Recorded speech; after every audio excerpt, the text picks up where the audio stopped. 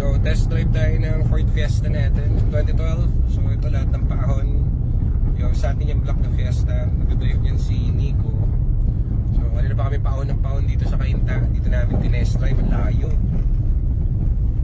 Oh, yan. Against all odds.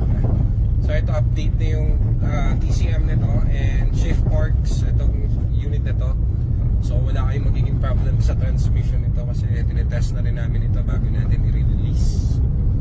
So ito sa bundok tayo nagte-testing para show-full.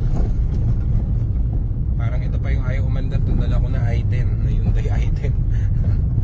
Hindi kaya. Yung i10 ang hina. So ito lahat ng paahon. So ganyan namin tinetest yung mga units natin para hindi ma-problema yung mga bibili.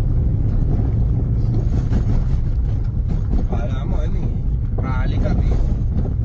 Alam, nakakabayo kami rito. Parang ano eh, yung rough road na paahon eh. So ang tinetesting natin dito yung hill assist nya dito sa Fiesta natin. So all goods naman kasi walang pa problema sa paahon.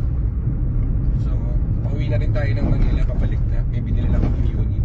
Sinabay natin ito pang test drive itong Fiesta na ito.